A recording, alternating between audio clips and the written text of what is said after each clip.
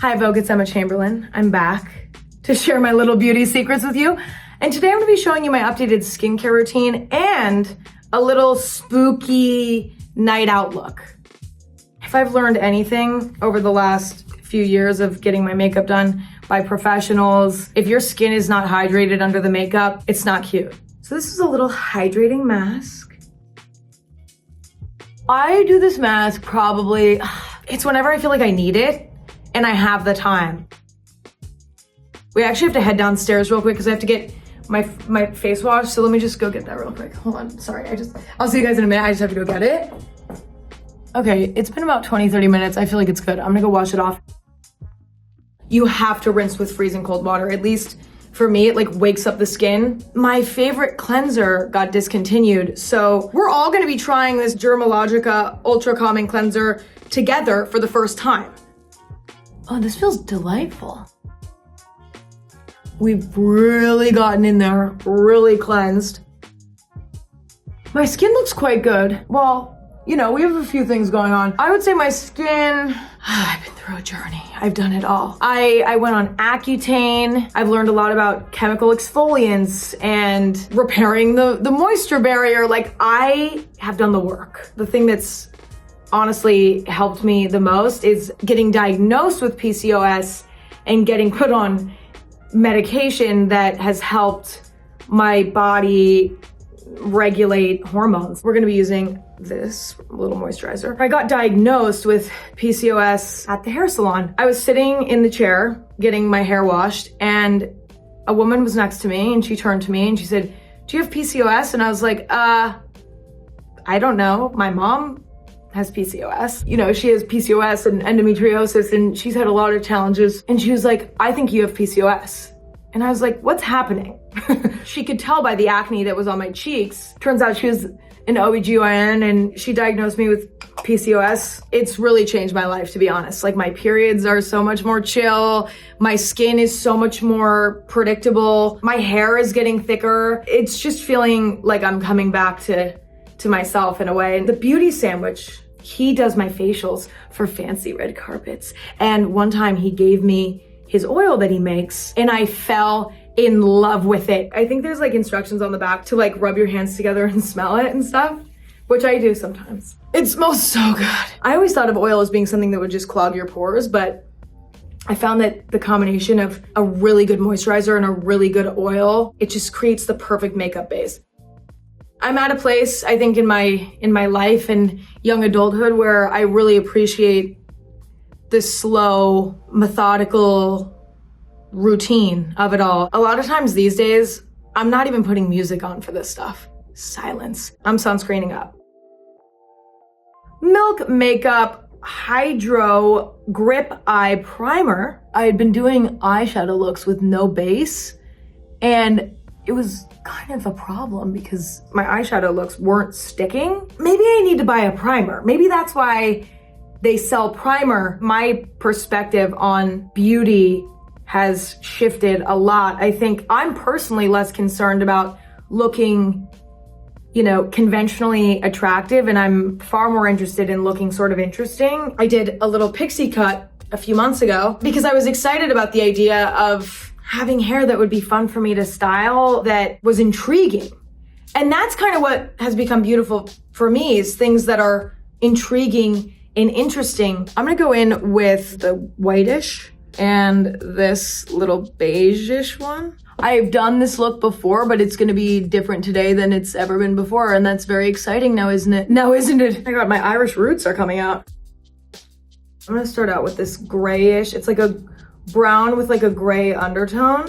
I'm getting in the crease, although it's sloppy, but it doesn't matter because I'm gonna blend it in a moment, so just don't judge me. The Met's coming up.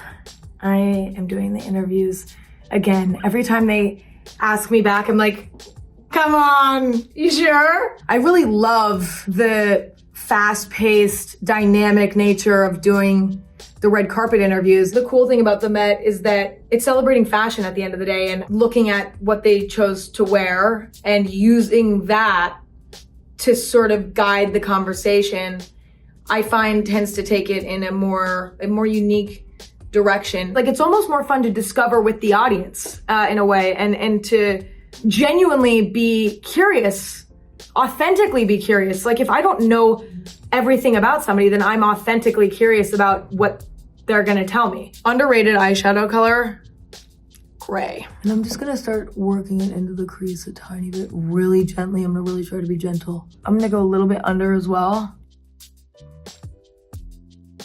We have another palette! Can you believe it? 2 palettes for Emma. I'm gonna be using the red and the red. And I'm also gonna dip into, I love red eyeshadow, eyeliner. I think the first time I tried it, I went to an Acne Studios event, actually. I was talking to the makeup artist and I was like, let's do something kind of spooky vibes. And she was like, let's do a little red. And I was like, say no more. I've been waiting for this moment. And it was perfect. And I've been sort of subtly integrating it into my own routine ever since. We're gonna really lightly work it into the crease, just a tiny bit, a little bit of the red underneath. The thing that's nice is that, you know, I can clean up my mess with my foundation and my concealer, so I'm like not really worried about it being a mess. But this is why we do eyes first.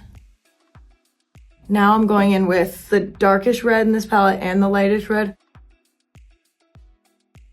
I'm blending this red out a little bit, just so that it's a tiny bit less harsh. I'm gonna add a little bit more of this, and I'm gonna do a bit of highlighting here. I'm gonna go back in with the gray one more time.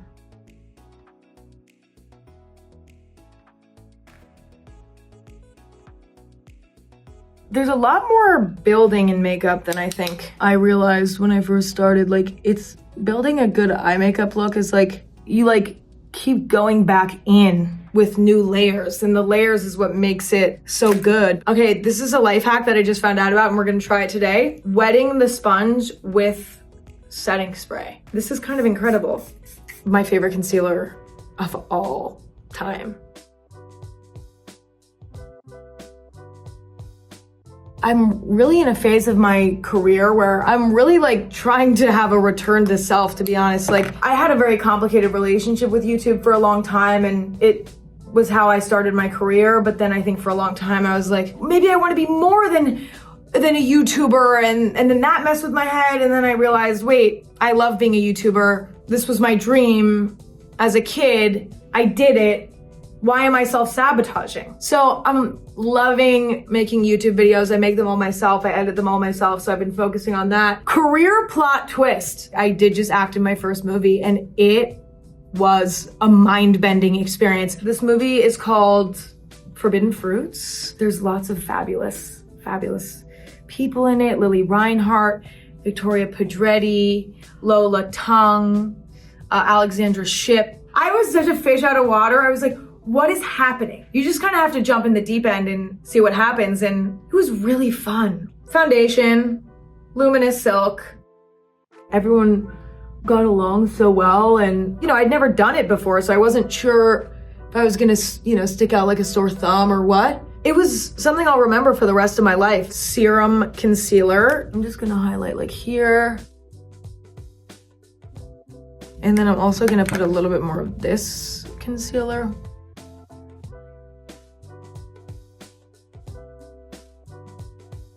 Contour stick, not bronzer. A little there. It kind of looks like I already have bronzer there. Am I kind of snatched today? A little bit up here.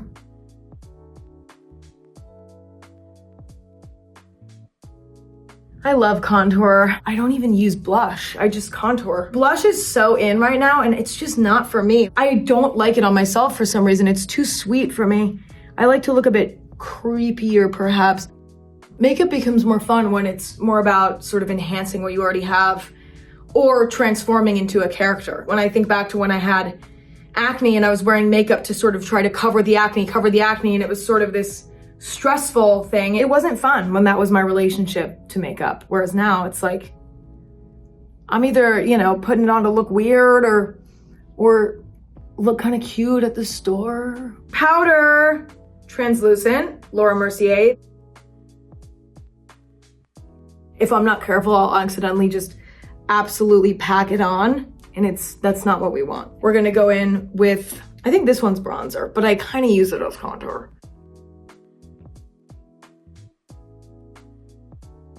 if you work in entertainment, as I do, your job is not promised. I think the best thing I've done for my own mental health and for actually my career as well is to just let go of that fear and to say, you know what, it might go away tomorrow and that's okay. And if it does, I'll find something else that I love just as much. I've come to terms with the fact that it could end at any point and I just need to enjoy it while it lasts. Let's get these brows under control.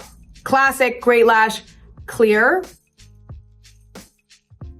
These are my full natural brows right now. I don't get them plucked, I don't get them threaded. I quite like them as is. They're charming. They're mine. There are other beauty treatments that are mandatory for me. Like I must always have my nails done. They might not look done, but they're beige. I'm gonna go back in with this and I'm gonna deepen the red underneath the eye. You know, when I go to red carpet events, it's really my time to sort of play. And as I said before, you know, most of the time I'm at home in my PJs. And so when a carpet event comes around, my stylist Jared and I are like, let's push the boundaries. Let's wear something that isn't even remotely similar to what I would wear on a day-to-day basis. Let's have fun. This is my least favorite step of my makeup routine. Wow, these are really up today. Look at them. Oh, my favorite lip liner of all time. I'm like obsessed. Makeup Forever, Wherever Walnut. I wear this every single day.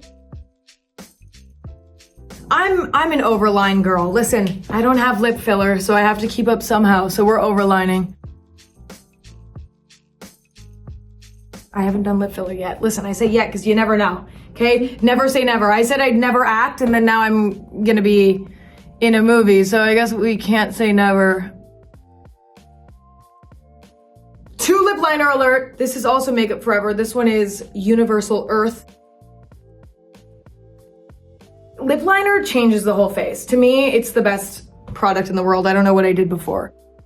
I'm constantly saving makeup ideas on Pinterest. I think that that's what actually got me more into makeup, is being so obsessed with Pinterest and constantly being fed beautiful images of makeup. It made me feel like, wait, like I want to be able to do this myself. Butter Glow. This one's shade 57. I'm just kind of using this to like blend the lip liners together. I'm gonna do a bit of highlight and we're gonna put this everywhere.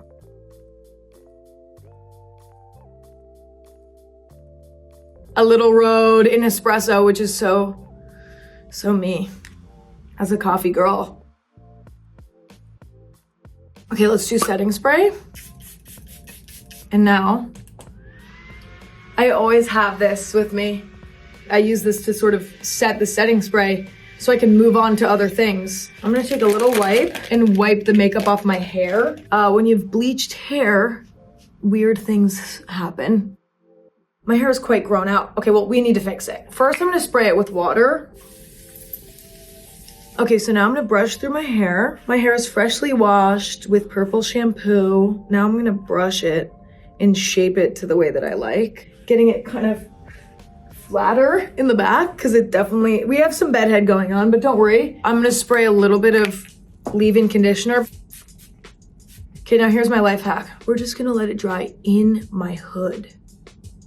Like this, okay? And I'm telling you, if you have a pixie, this is the heatless hairstyle of your dreams. While I wait, I'll do another layer of mascara, why not? I think it's good now. Okay, yeah, that's great. The thing I like about this hair, the pixie with the bleach, is that it has like an interesting dimension to it. It still looks cool. We're gonna use a little bit of this paste. So I'm gonna take a little bit. I really like it to be kind of like spiky and random. There's no rules. My spooky glam, I hope that you all enjoyed it. And if Vogue lets me come back in a few years to do it again, I will. So I guess I'll see you then. And I'll see you at the Met on the red carpet. Okay, bye.